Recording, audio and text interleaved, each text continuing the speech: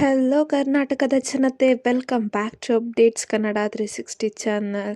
So ಇವತ್ತಿನ ವಿಡಿಯೋದಲ್ಲಿ ಗೃಹಲಕ್ಷ್ಮಿ ಯೋಜನೆಯ 7ನೇ ಕಂತಿನ ಹಣ ಪಡ್ಕೊಳಕ್ಕೆ ಸರ್ಕಾರ ಒಂದಷ್ಟು ಹೊಸ ನಿಯಮಗಳನ್ನು ಘೋಷಿಸಿದೆ. ಸೊ ಇದ್ರ ಬಗ್ಗೆ ಎಲ್ಲ ಡೀಟೇಲ್ ಆಗಿ ತಿಳಿಸ್ಕೊಡ್ತೀನಿ. ನೀವು ಹೊಸ ನಿಯಮಗಳನ್ನ 7ನೇ ಕಂತಿನ ಹಣ ಬಿಡುಗಡೆಗೆ ಮುಂಚೆನೇ ನೀವು ಚೇಂಜಸ್ನ ಮಾಡಿಸ್ಕೋಬೇಕು. ಮತ್ತು 7ನೇ ಕಂತಿನ ಹಣ ಯಾವಾಗ ಬಿಡುಗಡೆ ಆಗುತ್ತೆ, ಸೊ ಎಲ್ಲರಿಗೂ ಈ ಡೌಟ್ ಇದ್ದೇ ಇದೆ. ಸೊ ಇದ್ರ ಬಗ್ಗೆನೇ ಡೀಟೇಲ್ ಆಗಿ ತಿಳಿಸ್ಕೊಡ್ತೀನಿ. ಮತ್ತು ಪೆಂಡಿಂಗ್ ಹಣ ಯಾವಾಗ ಬಿಡುಗಡೆ ಮಾಡ್ತಾರೆ, ಸೊ ಇದ್ರ ಬಗ್ಗೆನೂ ಡೀಟೇಲ್ ಆಗಿ ತಿಳಿಸ್ಕೊಡ್ತೀನಿ. ಸೊ ವಿಡಿಯೋನ ಎಲ್ಲೂ ಸ್ಕಿಪ್ ಮಾಡೋಕ್ಕೆ ಹೋಗಬೇಡಿ, ಈ ವಿಡಿಯೋನ ಕೊನೆವರೆಗೂ ನೋಡಿ ಅಂತ ಕೇಳ್ತಾ, ಏನು ಈ ವಿಡಿಯೋ ಹಬ್ಬ ಅಂದರೆ 4 ನಿಮಿಷದ ವಿಡಿಯೋ ಇರುತ್ತೆ. ಸೊ ವಿಡಿಯೋನ ಸ್ಕಿಪ್ ಮಾಡೋಕ್ಕೆ ಹೋಗಬೇಡಿ. ಮತ್ತು ನೀವೇನ ನಮ್ಮ ಚಾನಲ್ಗೆ ಸಬ್ಸ್ಕ್ರೈಬ್ ಮಾಡ್ಕೊಂಡಿಲ್ಲ ಅಂದರೆ ದಯವಿಟ್ಟು ಚಾನಲ್ಗೆ ಸಬ್ಸ್ಕ್ರೈಬ್ನ ಮಾಡ್ಕೊಳ್ಳಿ. ಹಾಗೆ ವಿಡಿಯೋನ ಆದಷ್ಟು ಶೇರ್ ಮಾಡಿ ಮತ್ತು ಈ ವಿಡಿಯೋಗೆ 30 ಲೈಕ್ಸ್ನ ಪಡ್ಕೊಳಕ್ಕೆ ಹೆಲ್ಪ್ ಮಾಡಿ ಅಂತ ಕೇಳಿ ವಿಡಿಯೋನ ಆದಷ್ಟು ಶೇರ್ ಮಾಡಿ, ವಿಡಿಯೋಗೆ ಲೈಕ್ ಕೊಟ್ಬಿಟ್ಟು ವಿಡಿಯೋನ ನೋಡಿ. ಸೊ ನಿಮ್ಗೇನಾದರೂ ಗೃಹಲಕ್ಷ್ಮಿ ಯೋಜನೆಯ 6ನೇ ಕಂತಿನ ಹಣ ಬರದೇ ಇದ್ದರೆ ಮಾರ್ಚ್ ತಿಂಗಳಲ್ಲೇ 4,000 ರೂಪಾಯಿ ಒಟ್ಟಿಗೆ ಸಿಗುತ್ತೆ. 6ನೇ ಕಂತು 7ನೇ ಕಂತು ಒಟ್ಟಿಗೆ ಸಿಗುತ್ತೆ. ಏನು ಫೆಬ್ರವರಿ ತಿಂಗಳಲ್ಲಿ ಬಿಡುಗಡೆ ಆದ 6ನೇ ಕಂತಿನ ಹಣ ನಿಮಗೆ ಸಿಗದೇ ಇದ್ರೆ ಕೆಳಗಿನ ಕೆಲವು ಪ್ರಮುಖ ಕೆಲಸಗಳನ್ನ ಮಾಡಿಸ್ಕೊಂಡ್ರೆ ಅಷ್ಟೇನೆ ನಿಮಗೆ ನಿಮ್ಮ ಖಾತೆಗೆ 7ನೇ ಕಂತಿನ ಹಣ ಸೇರಿ ಒಟ್ಟಿಗೆ 4,000 ರೂಪಾಯಿ ನಿಮ್ಮ ಖಾತೆಗೆ ಬಂದು ಬೀಳುತ್ತೆ. ಒಟ್ಟಿಗೆ 4,000 ರೂಪಾಯಿಗಳು ಸರ್ಕಾರದ ಕಡೆಯಿಂದ ಇದೇ ಮಾರ್ಚ್ ತಿಂಗಳಲ್ಲಿ ನಿಮ್ಮ ಖಾತೆಗೆ ಜಮಾ ಆಗುತ್ತೆ. ಸೊ ನೀವೇನಾದರೂ ಈ ರೀತಿ ಮಾಡಿದ್ರೆ ಅಷ್ಟೇನೆ ಗೃಹಲಕ್ಷ್ಮಿ ಯೋಜನೆಯ ಹಣ ಖಾತೆಗೆ ವರ್ಗಾವಣೆ ಆಗುತ್ತೆ ಅಂದ್ಬಿಟ್ಟು ನಾನೆಲ್ಲ ಸರ್ಕಾರದವರೇ ಹೇಳ್ತಿದ್ದಾರೆ.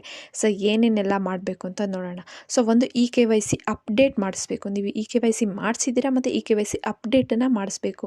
ಸೊ ನೀವು ಬ್ಯಾಂಕ್ನಲ್ಲಿ KYC ಮಾಡಿಸಿರ್ಬೋದು, ಆದರೆ ಕೆಲವು ತಾಂತ್ರಿಕಗಳ ಸಮಸ್ಯೆಯಿಂದ ಅಥವಾ ಇತರ ಬದಲಾವಣೆಗಳಿಂದ KYC ನೀವು ನಿಮ್ಮ ಖಾತೆಗೆ ಅಪ್ಡೇಟ್ ಮಾಡಿಸಿರಲ್ಲ. ಸೊ ಇದಕ್ಕಾಗಿ ನೀವು KYC ಅಪ್ಡೇಷನ್ ತುಂಬಾ ಇಂಪಾರ್ಟೆಂಟು. ಇನ್ನು ಎರಡನೆಯದಾಗಿ NPCI ಮ್ಯಾಪಿಂಗ್ ಕೂಡ ಕಡ್ಡಾಯವಾಗಿ ಮಾಡಿದೆ ಸರ್ಕಾರ. ಇದಕ್ಕಾಗಿಯೂ ನೀವು ಬ್ಯಾಂಕಿಗೆ ಸಿಬ್ಬಂದಿಗಳ ಬಳಿ NPCI ಮ್ಯಾಪಿಂಗನ್ನು ನೀವು ನಿಮ್ಮ ಖಾತೆಗೆ ಮಾಡಿಸ್ಕೊಳ್ಳಿ. ಸೊ ಈ ರೀತಿ ಮಾಡಿಸ್ಕೊಂಡ್ರೆ ಅಷ್ಟೇ ನಿಮಗೆ ಸರ್ಕಾರದ ಕಡೆಯಿಂದ ನೇರವಾಗಿ ಹಣ ನಿಮ್ಮ ಖಾತೆಗೆ DBT ಆಗುತ್ತೆ. ಸೊ ನಿಮ್ಮ ಹತ್ರ ರೇಷನ್ ಕಾರ್ಡ್ ಇದೆ, ರೇಷನ್ ಕಾರ್ಡ್ ಇದ್ದರೆ ಸಾಲದು, ಅದಕ್ಕೆ ಆಧಾರ್ ಜೋಡಣೆ ಆಗಲೇಬೇಕು. ಸೊ ಯಾರ್ಯಾರೆಲ್ಲ ಇನ್ನೂ ನಿಮ್ಮ ರೇಷನ್ ಕಾರ್ಡ್ಗೆ ಆಧಾರ್ ಜೋಡಣೆ ಮಾಡಿಸಿಲ್ಲ, ತಕ್ಷಣವೇ ಹೋಗ್ಬಿಟ್ಟು ಆಧಾರ್ ಜೋಡಣೆ ಮಾಡಿಸ್ಕೊಳ್ಳಿ. ಇದನ್ನು ಮಾಡಿಸ್ಬೇಕಾಗಿರ್ತು ನ್ಯಾಯಬೆಲೆ ಅಂಗಡಿಯಲ್ಲಿ ಹೋಗ್ಬಿಟ್ಟು ನೀವು ಮಾಡಿಸ್ಕೋಬೋದು. ಎಷ್ಟೋ ಮಹಿಳೆಯರದು ಇಲ್ಲಿವರೆಗೂ ಬ್ಯಾಂಕು ಇನ್ಆ್ಯಕ್ಟಿವಲ್ಲಿದೆ. ಸೊ ಸರ್ಕಾರ ಫಸ್ಟ್ ಡೇಯಿಂದನೂ ಹೇಳ್ತಿದೆ, ನೀವು ಬ್ಯಾಂಕ್ ಅಕೌಂಟು ಆ್ಯಕ್ಟಿವ್ ಇದ್ರಷ್ಟೇ ನಿಮಗೆ ಹಣ ಜಮಾ ಆಗುತ್ತೆ ಅಂದ್ಬಿಟ್ಟು. ಎಲ್ಲ ಚೇಂಜಸ್ ಮಾಡಿಬಿಟ್ಟು ಬ್ಯಾಂಕ್ ಅಕೌಂಟೇ ಆ್ಯಕ್ಟಿವ್ ಇಲ್ಲ ಅಂದರೆ ಹಣ ಎಲ್ಲಿ ಜಮಾ ಆಗಬೇಕು.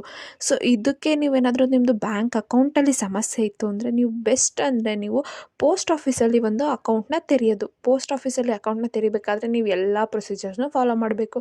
NPCI ಮ್ಯಾಪಿಂಗ್, KYC ಮತ್ತು ರೇಷನ್ ಕಾರ್ಡು, ಇದೆಲ್ಲದನ್ನು ಪ್ರೊಸೀಜರ್ನ ಫಾಲೋ ಮಾಡಿಬಿಟ್ಟು ಆ ಬ್ಯಾಂಕ್ ಖಾತೆಗೆ ನಿಮ್ಮ ಗೃಹಲಕ್ಷ್ಮಿ ಯೋಜನೆಯನ್ನು ಲಿಂಕ್ ಮಾಡಿಸ್ಕೊಳ್ಳಿ.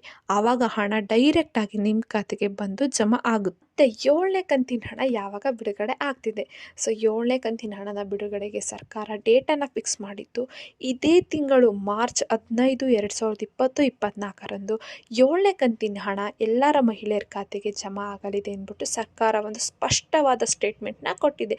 ಮತ್ತು 7ನೇ ಕಂತಿನ ಹಣನ ಈ ತಿಂಗಳು ಕೊನೆ ಒಳಗೇ ಎಲ್ಲ ಮಹಿಳೆಯರ ಖಾತೆಗೂ ಜಮಾ ಮಾಡೋಕ್ಕೆ ಸರ್ಕಾರದವರು ಟ್ರೈ ಮಾಡ್ತಾರಂತೆ. ಸೊ ಇಷ್ಟು ಒಂದು ಗೃಹಲಕ್ಷ್ಮಿ ಯೋಜನೆ 7ನೇ ಕಂತಿನ ಹಣ ಮತ್ತು ಪೆಂಡಿಂಗ್ ಹಣದ ಬಗ್ಗೆ ಇದ್ದ ಇನ್ಫಾರ್ಮೇಷನ್.